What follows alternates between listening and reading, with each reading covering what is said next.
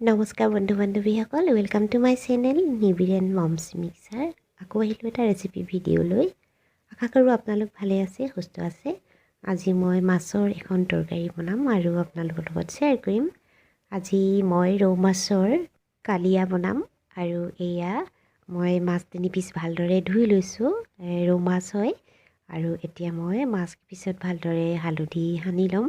যিসকলে মছলা খাই ভাল পায় তেওঁলোকে হালধিৰ লগতে মছলাও এনেদৰে সানি ল'ব পাৰে।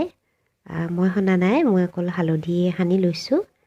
এয়া মই ধুনীয়াকৈ সানি ল'লোঁ আৰু এতিয়া মই নিমখো ইয়াতে সানি ল'ম। নিমখ অকণমান দি দিছোঁ, বেছিকৈ দিয়া নাই। পিছত আকৌ যিহেতু দিমেই সেইকাৰণে মই এতিয়া কমকৈ দিছোঁ। আৰু এইফালে এখন কেৰাহী গৰম কৰি থৈছিলোঁ আৰু তাতে মই মিঠাতেল ব্যৱহাৰ কৰিছোঁ। আৰু মিঠাতেলখিনি গৰম হোৱালৈ বাট চাম। আৰু এয়া মিঠাতেল গৰম হৈ গ'ল। এতিয়া মই মাছ কেইপিচ ফ্ৰাই কৰি ল'ম আৰু মই এপিচ এপিচকৈ এনেদৰে ফ্ৰাই কৰি ল'ম। আৰু সম্পূৰ্ণকৈ ফ্ৰাই নকৰোঁ, যিহেতু মই জোল বনাম সেইকাৰণে মই প্ৰায় 70% ফ্ৰাই কৰি ল'ম। আৰু মই এয়া 3 পিচ একেলগে দি দিলোঁ আৰু এনেদৰে থ'ম, এটা পিঠি সিজিবলৈ ৰাখিম। আৰু এয়া দেখিছে অলপ সময় পিছত মোৰ এটা ছাইড সিজি গৈছে আৰু মই এতিয়া মাছ কেইপিচ লৰাই দিম, ইটো পিঠি সিজিবলৈ দিম।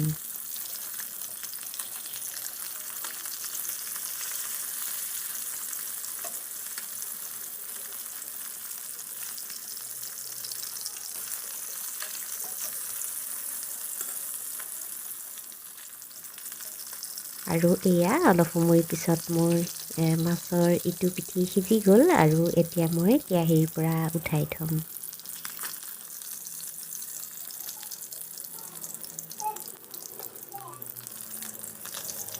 আৰু এইফালে মোৰ মাছ কেইপিচ উঠাই ল'লোঁ, এয়া হৈ গ'ল। আৰু এইফালে মই কি লৈছোঁ চাওকচোন। পিঁয়াজ এটা লৈছোঁ, ডাঙৰ মিহিকৈ কাটি লৈছোঁ। এটা বিলাহী লৈছোঁ, বিলাহীও সৰুকৈ কাটি ল'লোঁ। আৰু ইফালে আদা নহৰু মই একেলগে থেতেলিয়াই লৈছোঁ। আৰু সেই একেখন কেৰাহীতেই আৰু সেই থাকি যোৱা তেলতে মই গোটা জিৰা দিছোঁ আৰু গোটা জিৰাখিনি ফুটিবলৈ দিলোঁ। আৰু সেই সময়তে মই কাটি লোৱা পিঁয়াজখিনিও দি দিছোঁ। আৰু এতিয়া অকণমান সময় মই ভাজিব লাগিব, ৰঙচুৱা হোৱাকৈ ভাজিম। আৰু ইয়াতে মই এতিয়া এই আদা নহৰু যে থেতেলিয়াই লৈছিলোঁ সেইখিনিও দি দিম। আৰু ইয়াৰো কেঁচা গোন্ধটো নোহোৱালৈকে মই ভাজি থাকিম। এয়া দেখিছেনে, ভালদৰে সিজি গৈছে, ৰঙচুৱা হৈছে। আৰু এইখিনি সময়তে মই কাটি লৈছিলোঁ যিটো বিলাহীটো ইয়াতে দি দিম আৰু আকৌ ভালদৰে লৰাই দিম। এতিয়া মই বিলাহীখিনি গলি যোৱালৈকে এনেদৰে ভাজি থাকিম। আৰু ইয়াতে মই এইখিনি সময়তে এড কৰি দিম, ইয়াত হালধি এড কৰিম আৰু মছলা দিছোঁ। মই মছলা বেলেগ দিয়া নাই, মই গৰম মছলা অকণমান দিছোঁ। আৰু আপোনালোকে ইচ্ছা কৰিলে ইয়াতে অন্য মছলাও ব্যৱহাৰ কৰিব পাৰে। এতিয়া ভালদৰে এনেদৰে লৰাই দিছোঁ আৰু বিলাহীখিনি গলিবলৈ মই অলপ সময় সিজাব লাগিব। আৰু এইখিনি সময়তে মই নিমখ এড কৰি দিছোঁ। আৰু নিমখটো জানেই আপোনালোকে সোৱাদ অনুসৰি দিব। আৰু পাৰিলে আপোনালোকে বিলাহী পেষ্টটো বনাই ল'ব পাৰে, মই বনাই লোৱা নাই, এনেকৈ আজি বনাইছোঁ মই। আৰু এতিয়া তাতে অকণমান পানী এড কৰি দিম মছলাখিনি ভালদৰে মিক্স হ'বলৈ। আৰু যিহেতু মই জোল বনাম সেইকাৰণে পানী দি দিছোঁ। আপোনালোকে জোখমতে দিব পানীটো। এতিয়া একেবাৰে দি দিব পাৰে, নহ'লে পিছতো দিব পাৰে। মই একেবাৰে দি দিছোঁ। আৰু ইয়াত দেখিছেনে ভালদৰে উতলিছে। আৰু আপোনালোকে ইচ্ছা কৰিলে ইয়াত দৈও ব্যৱহাৰ কৰিব পাৰে, মই দৈ দিয়া নাই, মোৰ ওচৰত নাছিলে। আৰু ইয়াত দেখিছে ভালদৰে উতল অহাত মই মাছ কেইপিচ তাতে দি দিছোঁ। আৰু এতিয়া সিজিবলৈ মই অলপ সময় সিজাব লাগিব, প্ৰায় 2 মিনিটমান সময় মই সিজিবলৈ দিম।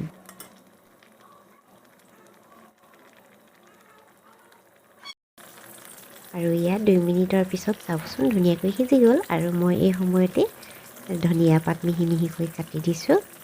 আৰু এইখিনিও মই এতিয়া অকণমান সময়ৰ কাৰণে উতলিবলৈ দিম, 1 মিনিট সময় ৰাখি থ'ম। আৰু মই গ্ৰেভিটো ইমানেই ৰাখিম। এয়া ভালদৰে মই এতিয়া উতলিবলৈ দিম। আৰু জ্বলাৰ কাৰণে মই কেঁচা জলকীয়া ব্যৱহাৰ কৰিছোঁ। এই জলকীয়াটো দেখিছেনে, মই আপোনালোকক দিওঁতে দেখাবলৈ নহ'ল, আৰু কেঁচা জলকীয়া দিলে গন্ধটো বেছি ধুনীয়া হয়, সেইকাৰণে মই কেঁচা জলকীয়া দি দিছোঁ। আৰু এয়া মই এনেদৰে পৰিৱেশন কৰিলোঁ। আপোনালোকৰ দেখিবলৈ ভাল লাগিছেনে? তেনেদৰে দেখিবলৈ ভাল লাগিছে, তেনেদৰে খাবলৈ খুব সোৱাদযুক্ত হৈছিলে। আৰু মই মাছৰ কালিয়া এনেদৰেই বনাওঁ। আপোনালোকে কেনেদৰে বনাই কমেণ্ট কৰি জনাবচোন।